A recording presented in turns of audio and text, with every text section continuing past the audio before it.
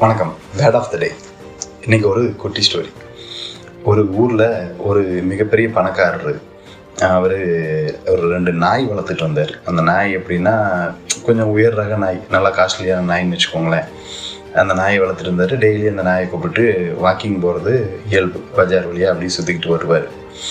இதில் என்னாச்சு அப்படின்னா, திடீர்னு ஒருத்தன் அவர் பக்கத்தில் உங்கள்கிட்ட பேசணும் அப்படிங்கிறான். என்னன்னு கேட்குறப்ப, எப்படின்னு ஒரு 15 நாளைக்குள்ளே உங்கள் வீட்டில் நான் உங்கள்கிட்ட இருக்க காஸ்ட்லியான பொருளை திருடிட்டு போயிடுவேன் அப்படின்னு சொல்கிறோம்.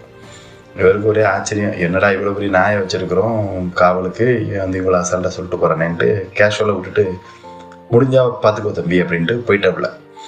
அது சொல்லி ஒரு 3 நாள் தான் என்னாச்சு அப்படின்னா, அந்த திருடன் அவங்க வீட்டுக்கு கார்னிங் பெல்ல அடிக்கிறான். என்னன்னு இவர் வெளியே கேட்குறாரு. அவன் நான் உன் வீட்டில் நேற்று நைட்டே திருடிட்டு போயிட்டேன், இந்த பார்த்துக்கோ, இதெல்லாம் உன் பொருள் தானே அப்படின்னு சொன்னோன்னே அவருக்கு ரொம்ப ஷாக்கு. உடனே ஷாக்குனோடனையுமே, தம்பி தனியாக அவங்ககிட்ட பேசணும் அப்படின்னு, என்ன அப்படின்னு கூப்பிட்டுட்டு போய் கேட்காரு. எப்படிப்பா உன்னால் என் வீட்டுக்குள்ளே திருட முடிஞ்சது? நான் இவ்வளோ பெரிய நாய் வளர்க்குறேன், இந்த நாய் ரொம்ப காஸ்ட்லியான நாய்க்கு அப்படின்னு சொல்லி விவரத்தை கேட்குறான். அதுக்கு திருடன் சொல்கிறான், உன் நாய்க்கு என்ன சார் சாப்பாடு போடுற அப்படின்னு கேட்டானா.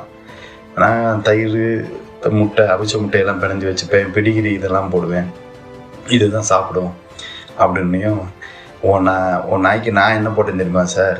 வஞ்சர மீன் கருவாடு வாங்கி அதை போட்டேன் சார்.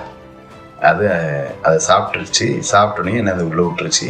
நான் போய் எனக்கு தேவையான பொருளை எடுத்துகிட்டு இப்போ முன்னால் நின்று பேசிக்கிட்டு இருக்கேன் அப்படின்னு நான். அந்த செல்வந்தர் ரொம்ப வருத்தப்பட்டாராம். இது எதுக்கான மக்களே? புரிதல். வாழ்க்கையில் இன்னைக்கு நிறையா பேர்கிட்ட இல்லாதது இந்த புரிதல் தன்மை தான். இந்த புரிதல் தன்மை இல்லாததுனால தான் நிறைய குடும்பங்களில் சண்டை சச்சரவுகள் இருக்குது. அதனால் நம்ம விரும்புகிறவங்களும் சரி, நம்ம விரும்பப்படுறவங்களும் சரி, நம்ம புரிதலோடு நடந்துக்கிட்டோம்னா நம்மளோட குடும்பம் ரொம்ப சந்தோஷமாக, அன்பாகவும் அழகாகவும் இருக்கும். சரிங்களா? நன்றி, வணக்கம். மேலும் இதுபோல் பல கதைகள், நம்ம வாழ்க்கைக்கு தேவையான கருத்துக்கள் உள்ள கதைகள் தேவைன்னா நம்ம சேனலை சப்ஸ்கிரைப் பண்ணிக்கோங்க. அப்படியே பெல் பட்டனையும் கிளிக் பண்ணிக்கோங்க.